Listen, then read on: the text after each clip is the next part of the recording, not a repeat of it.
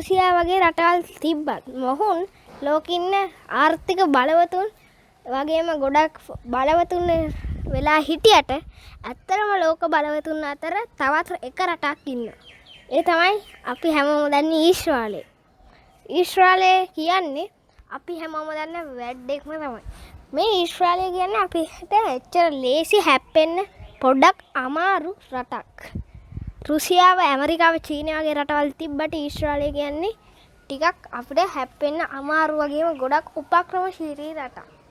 ඊශ්‍රායලය විසින් ඊශ්‍රායලයේ යකඩ පාලිය හෙවත් ඊශ්‍රායලයේ අයන් ඩෝම් එක ගැන තමයි අද අපි පීසිරි LK YouTube නාලිකාවෙන් බලන්න හදන්නේ. ඊශ්‍රායලයේ යකඩ පාලිය නිර්මාණය වුණේ කොහොමද කියලා.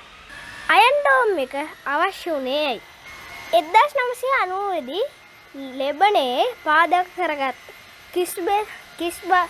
කිස්බුල්ලා සටන්කාමී සංවිධානය විසින් ඊශ්‍රායලයට රොකට් ප්‍රහාර සහ මිසයිල් ප්‍රහාර එල්ල කරන්න පටන් ගත්තා. මේකෙන් ආරක්ෂා වීමට තමයි මෙන්න මේ ඊශ්‍රායලයට මෙම යකඩ පලියක් හෙවත් මිසයිල් ආරක්ෂිත පද්ධතිය නිර්මාණය කිරීමට පළමු අදහස ලැබෙන්නේ. ඊශ්‍රායලය තමන් විසින්ම නිර්මාණය කරා. ඇමරිකාවට ඊශ්‍රායලයට ගොඩක් උදව් කරන රටක් විදිහට හැඳින්වෙන ඇමරිකාවට මිසයිල් ආරක්ෂිත පද්ධතිය ගැන අදහස ලබා දුන්නම ඇමරිකාව මේක නිර්මාණය කරන්න ආස වුණේ නැහැ. කෙලින්ම ආස වුණේ නැහැ කියලා කිව්වේ නැති වුණත් ඇමරිකාව මේකට එච්චර කැමැත්තක් දැක්ුවෙත් නැහැ. මොකද එයාලා මේක හැඳින්වුවේ කාලේ නාස්ති කරන වැඩක් විදිහට. 2000 වර්ෂයේදී ඊශ්‍රායලය තීරණය කරනවා තමන් විසින්ම මේ පද්ධතිය එහෙම නැත්නම් මිසයිල් ආරක්ෂිත පද්ධතිය නිර්මාණය කරනවා කියලා. මොකද ඇමරිකාව, චීනය, රුසියාව ඔය වගේ රටවල් එනකන් හිටියොත් තමන්ටත් ආරක්ෂා වෙන්න බෑ. තවමත් උපරිමම ලෙබනනේ මේ උපරිම යුද ප්‍රහාර වලට ඊශ්‍රායලයට මුහුණ දෙන්න සිද්ධ වෙනවා. ඉතින් ඒ ඇස්සේ ඇමරිකාවත් මේ නිර්මාණය කරන්න කැමති වෙන්නේ නැති නිසා ඊශ්‍රායලය තීරණය කරනවා තමන් විසින්ම මේ නිර්මාණය කරගන්න. යකඩ පාලිය අනුමත වේ. අවසානයේදී ඊශ්‍රායල රජය තීරණය කරනවා රැෆේල් කියන ආයතනය විසින් නිර්මාණය කරන ලද අයන් ඩෝම් කියන පද්ධතිය පළමු වරට නිර්මාණය කළා මේ පද්ධතිය ඇතුළත් කරන්න. මේ අයන් ඩෝම් කියන එක ප්‍රධාන වශයෙන් ගන්න දේවල් දෙකක් තිබ්බා. හේතු දෙකක්.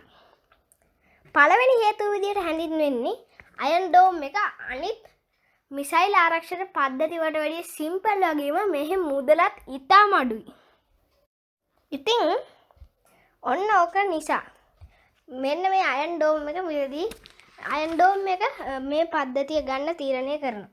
ඊට අමතරව මේ රැෆේල් කියන ආයතනයට ගොඩක් ලොකු ඉල්ලුමක් ඒ වෙනකොට ඊශ්‍රායලයේ තිබුණා. ඊට පස්සේ අයන් ඩෝම් කියන පද්ධතිය ඇතුළත් කරා.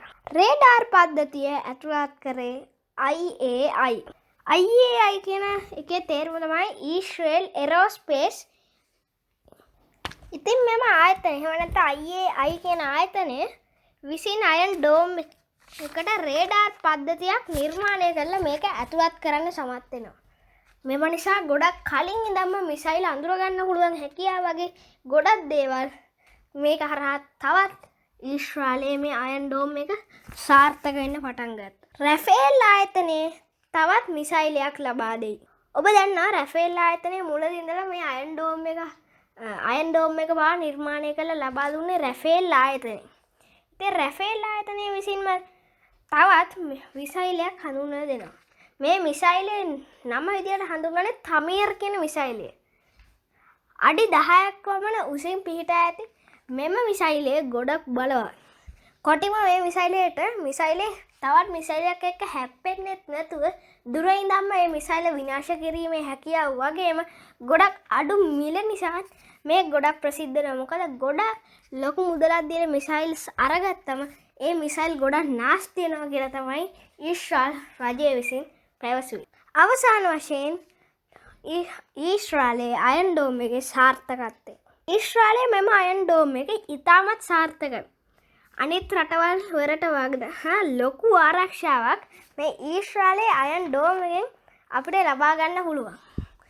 ඇමරිකාව, චීනය, රුසියාව වගේ බලවත් රටවල් පස්සෙන් එනකන් ඉන්නේ නැතුව තමන් විසින්ම නිර්මාණය කරගත්, තමන්ගේම ආරක්ෂාව නිර්මාණය කරගත් රට.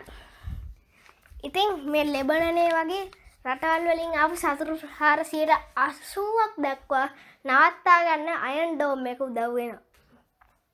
ඉතින් මේක නිසා මේ සාර්ථකත්වය ඉතාමත් උඩින් රැඳී තියෙනවා. මොකද ඊශ්‍රායලයේ අයන් ඩෝම් එක ලෝකේ තියෙන ඉතාමත් සාර්ථක යුද ආයුධයක් විදිහටයි හඳුන්වන්නේ.